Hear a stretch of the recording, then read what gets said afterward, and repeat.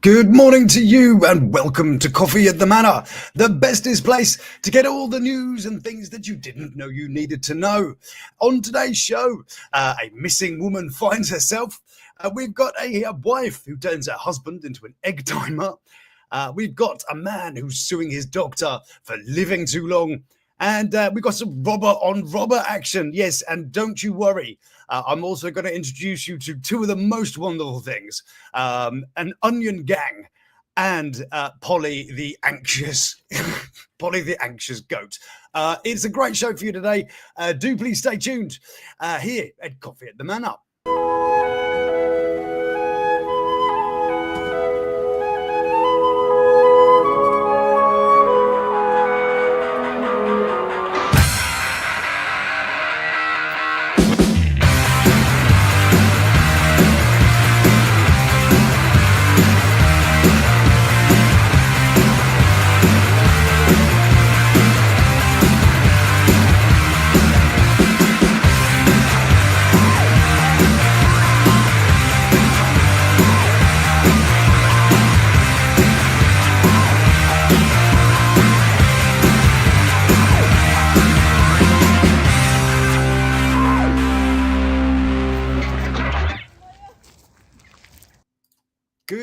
Good morning. How the devil are you?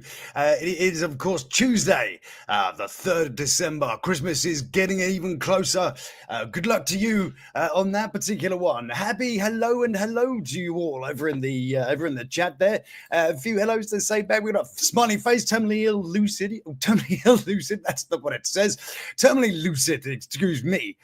Little smiley face. We've got Lady Basket in the crowd there too. We've got GSP. Very nice to see you as always, and we've got Cherry DeVille. Nice to see you as always. Nice to see you all. I hope you are all well and doing good today.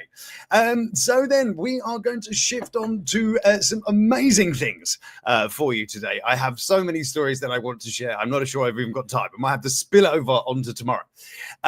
So we are headlong into story number one. I love this little story. This is a delight. Even better when you can see it. Let's try some of this business. Look at that. See, I'm in a circle now. How's this? Yeah, check me out. So then, a woman finds herself after intense search. Is our headline. I mean, how could you not delight in a story such as this? It was, of course, in Iceland. There you go. There's Reykjavik over here. I think Reykjavik ports or something, doesn't it? So here is the story. A woman who went missing in Iceland over the weekend was reportedly found safe and sound by herself. Good job. See, it's the kind of thing, isn't it? If you can't do it properly, do it your bloody self. So she clearly did. Yes, according to the Reykjavik Grapevine, the not-so-missing woman, a tourist, even participated in the intense police search over the weekend near whatever the hell that word is, canyon in the country's southern volcanic region. That's where you want to go lost, though, isn't it? The volcanic region. No, thank you. Yes, the mix-up apparently occurred when, during a sightseeing trip on Saturday, the woman broke off from her tourist group and changed clothes, the Reykjavik Grapevine reports, citing the Icelandic news. Oh, yeah, whatever. Anyway, she returned to the bus in a different outfit, and the rest of her tour group did not recognize her. So then, when a description of the missing person was put out, Asian in dark clothing and speaks well, the woman seemingly also did not recognize the description of herself either, so began to assist the others in searching. I mean, really, this is an interesting. Yeah, I was thinking a very, very similar thing, Cherry. Yes, I mean that's the thing. How many? I mean, was there a lot of? I mean, it could have been an Asian crowd. I mean, we have to kind of assume that. But yeah, you can just imagine this woman sort of fitting your description. Is oh really? Wow, I can really relate to this person. I hope they're okay. And yes, the Coast Guard are preparing a helicopter to go help in the search. The Iceland Review reports hours later, around 3 a.m. You imagine you're up till 3 a.m. searching for someone that you only met for 2 seconds because you're on the same tour group, and frankly, you don't really give a shit anyway. Yeah, and you're up till 3 a.m. looking for her ass. Yeah, and suddenly the search party finally realised that, alas, the woman they was looking for was with them all along, and the search was called off. That must have been a moment. I can imagine, like, the bus guy must have said, right, I must locate a list, some sort of itinerary or something, for the people. I say, right, well, we're looking for, I don't know, Dave Andrews. Sorry, I'm here all along. Fucking idiot. So anyway, Chief of Police, in some very difficult sounding name here, let's give it a go. Volsvler, I'll go with that one. In Svein K. Yes. I think that's a name, but let's call him Ronnie. Told MB, whatever that is, that the woman simply did not recognize a description of herself and had no idea she was missing. So, I mean, that is, a warm ending to the story, isn't it? She wasn't, in fact, totally missing. Now, I might pop over to another story very, very quickly that sort of follows on from this. Now, we spoke, I think, in the second episode of this. Do you know this is episode 21 now? Can you believe it? Done so many episodes of this. So anyway, we spoke about North Korea deciding it's going to be the next tourist hotspot. And we had a quick look, of course, at what the amazing things we could find in that said hotspot were. But unfortunately, there's been a bit of bad news. Over in South Korea, unfortunately, they've gone and lost 38 Vietnamese tourists that went on an island tour. Here are worried-looking people. I love her hair. I'm not sure if this is hair or one of those sort of silky things that the people wear upon their head. But yes, here's people looking. This guy's a plant, don't you? You know the government put him there, and him, and him, and these three are probably in trouble. Yeah. So so apparently they've gone missing in the country on an island called Jeju. Yes. A group of 90 of them turned up, and 38 just sort of vanished without a trace. We'll call him Ronnie, shall we? Yeah, that was it. No, I'm not. Yeah, do you know? I don't think I'm not too convinced about the tourism in North Korea. Maybe she was having an accident. That is entirely possible. Yes. So tourism. Sorry, I'm just starting to read comments now. I forget what I'm doing. Wait till you hear this other woman. I've got another woman for you in a minute that you might like the style of too. Anyway, so yes, the only problem was that they, if you go to this particular island, now you can go there. You only have 64 countries are allowed to go on the island for up to 30 days without a visa. So once the 30 days is passed, these people become illegal tourists and therefore liable for arrest and all kinds of things like that. So that's good, isn't it? That must be wonderful news for them. But I'm sure it's just a one-off, right? Oh no, what's this? Another 55 tourists went missing in Jeju Island when they're on a package tour. So that tourism not going as well as they hoped. I guess they're over that. Sounds like a trap. No. I'm sure it's fine. It's fine. But do feel free to recommend it to anybody you don't like as an ideal tourist destination. Anyway, yes. So I just had to crash into that story quickly because it seemed to fit at the end there. And following on a little bit more about women you might like the style of, there is the news. Now, this one I had to try. I was trying to verify that this actually is a story and it's not just people making stuff up, because there is a lot of that. And believe it or not, I do actual due diligence on these stories. So, generally they are true. Ish. So this one I found, and this is the only version I could find of it. So it came from a Daily Mail episode. And it's a woman that turns a man into an husband into an egg timer. Why not? I mean, why not? Suspicious egg timer, I might add. You'll see. So widow Brenda Eccles, that's a very British name, isn't it? You know these people are English. Was happy to carry out her wacky husband's dying wish to be turned into an egg timer. Brenda played glass blowers. Glass blowers. Wow. Okay. So presumably it's one of these like like an hourglass type thing. Presumably, otherwise, why are you making it out of glass? So I presume it's that. She paid them £150 to make the 12-inch timepiece. Blimey, that'll make your eyes water, wouldn't it? Oh, comments. Forgot about that. Have I got that? No, we're good. So she paid 150 quid for a 12-inch timepiece. Yes, wow. Brenda, 42. Oh, bless. So she's only young. Oh, that's quite sad, isn't it? I can't boil an egg to save my life, she said. Malcolm knew that and said I should turn some of his ashes into an egg timer. It'd be a nice way of reminding him. So he's reminding you about your inability to cook eggs. Does he remind you about other inabilities? Do you know when sometimes you have these jokes, you think, I can't do that joke. Yes, so anyway, our daughter Leanne thinks it's hilarious. And she wanted to have happy memories of him. Bless. Yes,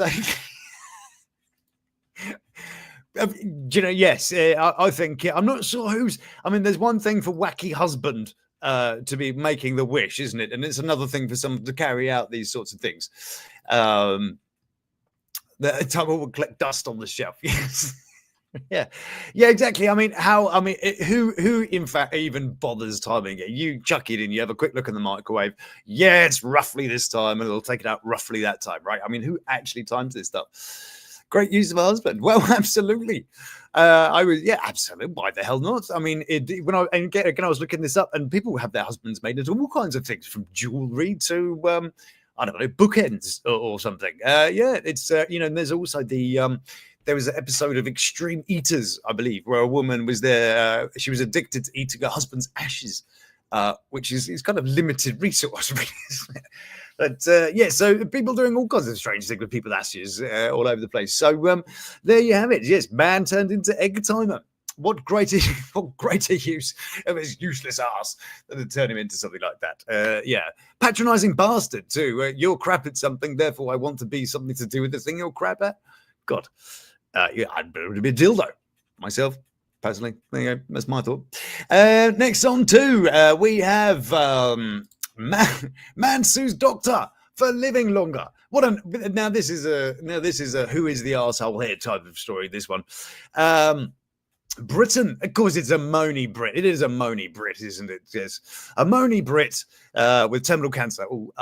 Sorry about that though. In all the respects, after spending his life savings. Now, a man spent his life savings after being told he had only months to live, is seeking compensation after doctors in Britain conceded he had got the diagnosis wrong. John Brandrick, 62, so still quite young though, was told 2 years ago that he had terminal pancreatic cancer. He decided to spend his days in style, quitting his job and spending his savings on hotels, holidays, and restaurants. A year later, doctors at the Royal Cornwall Hospital in southwest England revised their diagnosis. Brandrick was suffering from pancreatitis. I probably murdered that. Do excuse me. A non-fatal ailment. Oh dear. So essentially he took it very, very literally and went nuts, didn't he? Of course, the problem then being, that the diagnosis was wrong.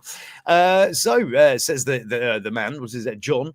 I was told I had 10 minutes limited time to live, and I got rid of everything: my car, my clothes, everything. He said he did not want to take the hospital to court. Wow. But if they've made the wrong decision, they should pay me back. Well, I don't know. That's interesting, isn't it?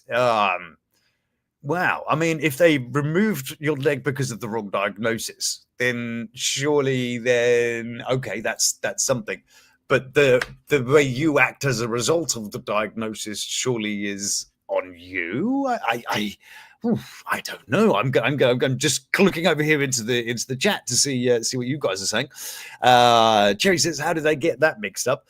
Well, that's it. It says down here. This is from the spokesperson said that while we do sympathise with Mr. Bradrick's position, clinical review of his case has revealed that any different diagnosis would have been made at the same time based on the same evidence would have been the same thing. Okay. Apparently, a spokesman said on customary condition of anonymity. Yes. This is why I don't go to the doctor. Yes, I mean, it's scary, isn't it? Just so much can go wrong. Even just picking up bad stuff, and I thought it's scary, isn't it? God, hospitals. But yeah, I mean, I'm putting it on the man on this one. I mean, he can't. If he decided to go murder somebody the next day because he really hated his ex-wife, and he thought, well, it's okay, I've only got a couple of months to live, even if I get caught and go to jail, it's only a couple of months, right?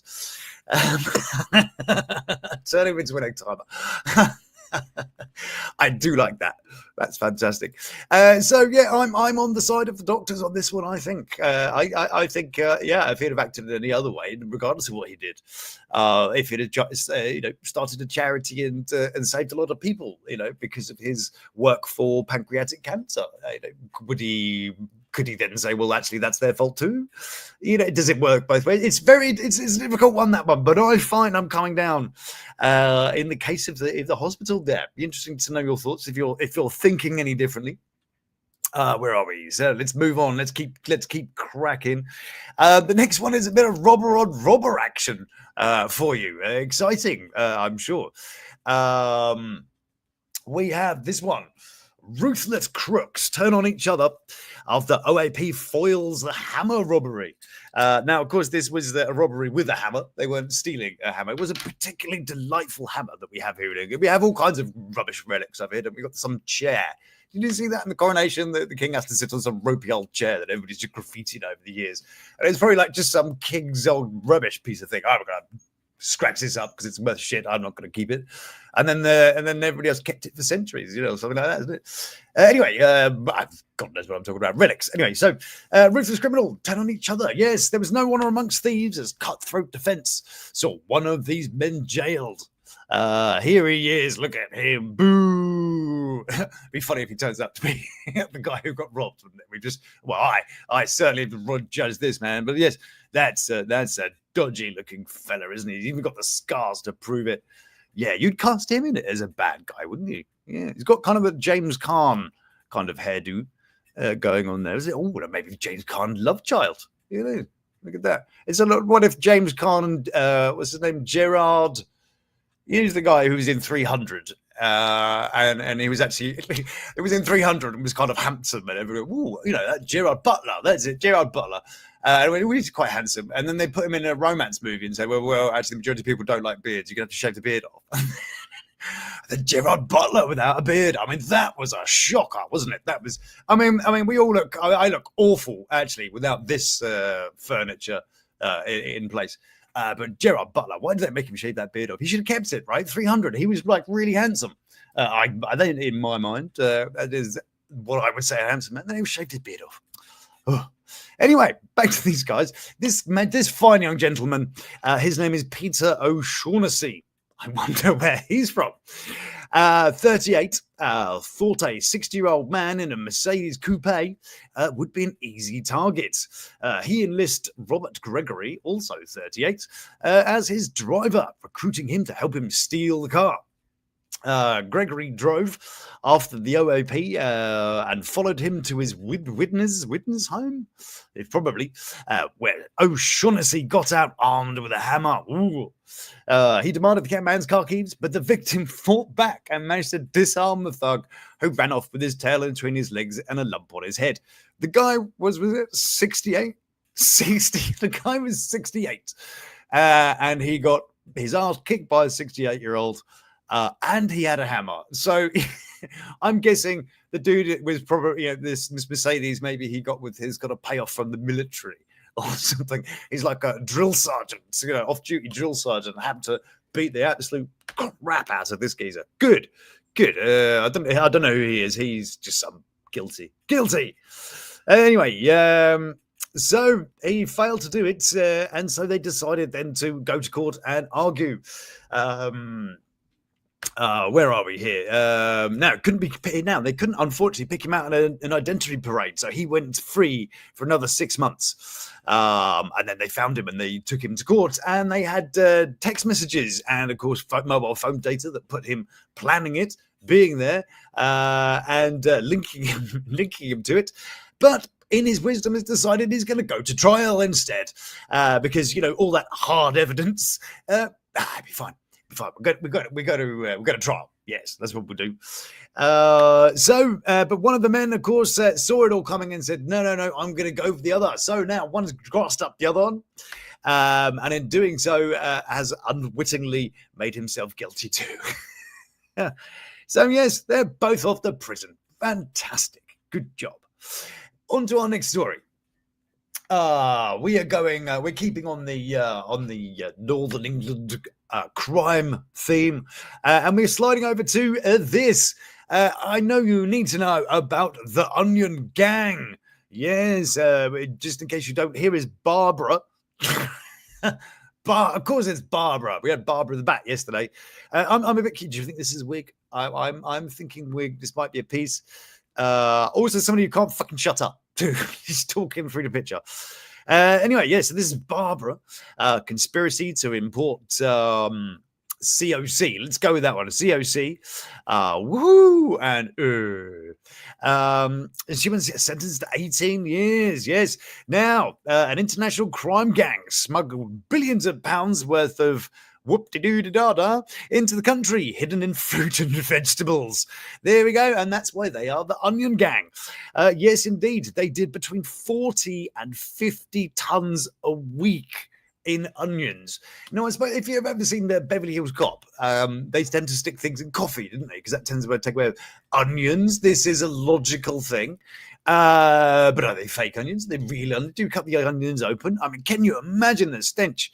40, 50 tons. I mean, however much of that is going to be, half of that you imagine is going to be product. Blimey, governor. And so I thought we might take a little treat and have a look at some faces from this delightful things here. We have this young man. This is Ashley Jones.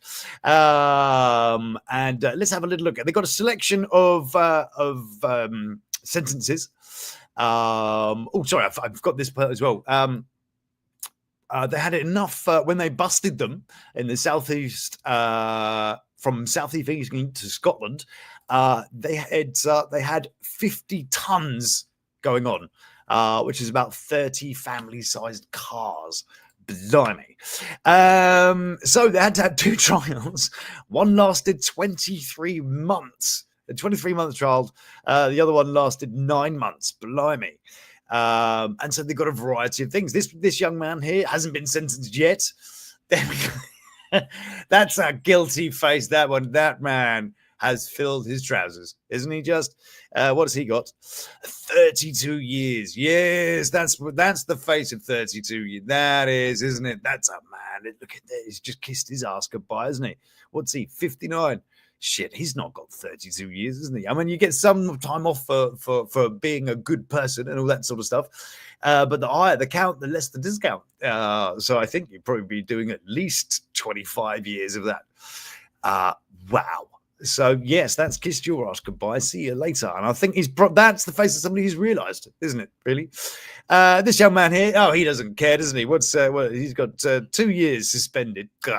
Look at him. That's why he's slightly trying not to look too smug. But he has been crying, though. He's been crying too. This man. John Vesters. Yeah, he was sentenced to 20 years. My goodness me. We've got Maxime. Oh, here we go. There's Barbara again. Oh, Russell. He doesn't look like Russell, doesn't he? He should be called like Bruiser or Thuggy or something there. And like him. He's like your GP, isn't he? Yeah, come to see Dr. Singh. That is very much like my GP, actually. And there you go. Those are but delightful. I would say he's been caught for something else, wouldn't he? I imagine there's no trousers on under that Mac or something, isn't it? That's a man who's very dodgy. I like his face. Conspiracy. 28 years. See, 28 years. I like your head. It's sort of shaped like a Lego brick, isn't it? Here's old Lego. 64. Oh my God. Yeah, it's goodbye. He was the taster, wasn't he? He made sure the product was what they just locked him in a cupboard somewhere and gave him things to taste. Is this good stuff? Bless him, though. Bless him. He's going to have to re-dye that beard. God, it's going to be hard to get hold of the dye. Oh, I've got a comment I didn't even notice. I know. Shake my head too. I'm shaking my head too. Naughty people. What time is it? I got time for another quick couple because I have to introduce you to Polly before we go. I love this man. Did I do I didn't do a thing for this one. I love this man. Manchester man drew penises around the potholes, so the city will bloody well fix them. Good. I love this story. I love this man. I think he should come to everywhere that people live. This is fantastic. Frustrated with the number of potholes pockmarking his city streets, an anonymous man recently discovered a way to get the city to pay attention. Penises. That's such a man solution, isn't it? I don't know. What's my solution to most things? My penis. Yes, that is correct. And well done. He does, of course, have this nickname, Wanksy, which there is actually a guy called Wanksy, but who is actually quite good, and I think he's actually associated with Banksy in some sort of way. But anyway, yeah, apparently the potholes don't get filled. They'll be there for months. And the artist now, all right, yeah, okay. The artist who calls himself Wanksy told BBC's Newsbeat, suddenly draws something amusing around it. Everyone sees it, and it either gets reported or fixed. Penises. That's the first thing that came to his mind. Yep. Anyway, town council, unsurprisingly, said the work is both unnecessary and obscene. Well, no, I think that's bloody well necessary if they're doing something about it. I mean, here is one that they've done, but though you can tell the people that tarmac this have not made any attempt to mask the shape. In fact, round here, you can see that that's actually been really carefully done at the top. This person was just going to put tarmac in the shape of a cock over the shape of the cock, wasn't it? See, now that's it. You know what that is, yeah. It's just a temporary creative way of getting something done. Yes. Yeah. Apparently it washed away in a week or two. No, you know that's going to be still there. So I love him. I love him very, very much. Oh, I see. Oh, hello there, Lady JG. Very, very pleasant to see you. Any minute you can come. That's all fine. Oh, hello. That's the best way to get him noticed. Yeah, stick a penis on it. Yeah. Anyway, yeah. So moving on. I do want to do one last one. Actually, have I got time for two? Which one can we do? I'll just flick through these quickly. We got more about the tourist thing I love. No, I'm gonna go for the last one, and it is my favorite story of the day. I love this so much. This is Polly, the anxious goat. Prepare to fall in love. It is his. Polly, the anxious goat, is only calm when she wears her duck costume. Yes, this is the super anxious. And might I add, it's super doubly, triply cute goat called Polly. Even though I think the title says Molly. But anyway, yes, everyone needs their own self-care routine to soothe their senses and get rid of the stress. For some, that might be colouring books or candles. But for Polly the goat, it's dressing up as a little duckling. Polly is a rescue goat who lives with a group of goats called Goats of Anarchy. I need to know more. If we've got time, we will go there. Looked after by Leanne Luricella. I think I might pronounce that correctly as well. Leanne Luricella, you are a delightful human being and a grace to the world. Polly also happens to suffer from anxiety, along with other serious health issues. Yes, she's blind, and she's got some neurological disorders. Bless her, though. One day, Polly's owner, Leanna, was shopping around Halloween time and spotted the duck's delightful costume and of course, stuck it on a goat. Don't you just love Leanna, whoever this Leanna person is?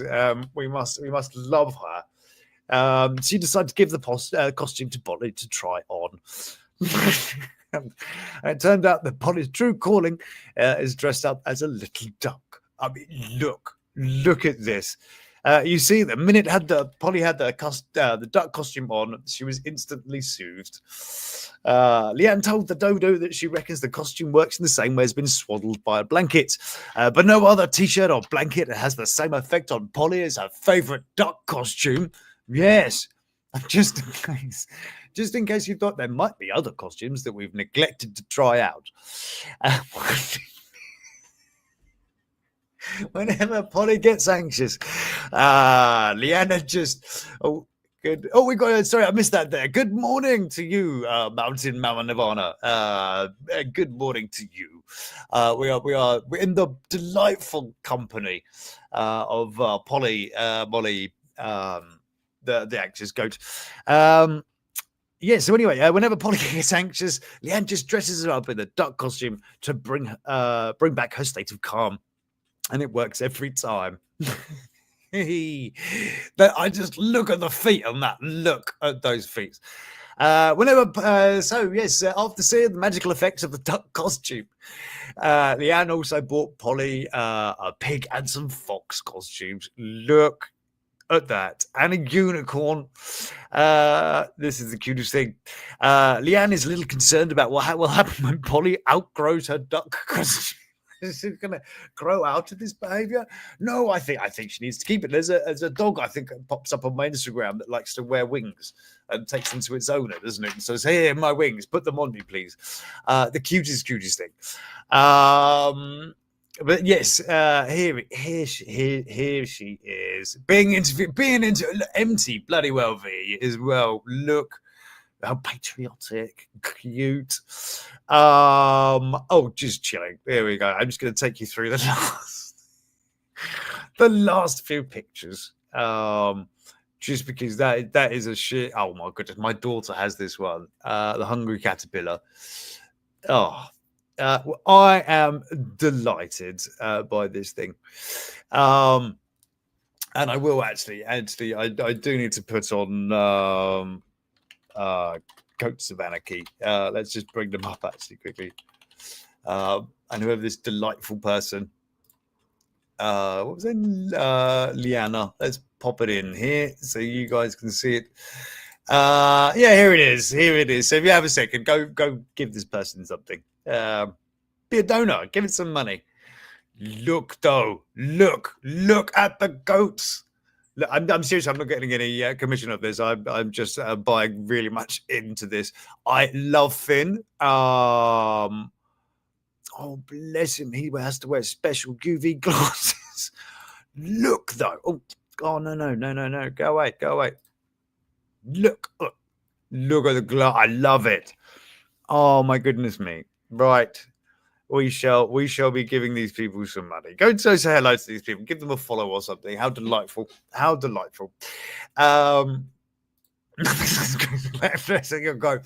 Absolutely. I think anything dressing anything up is moderately crazy.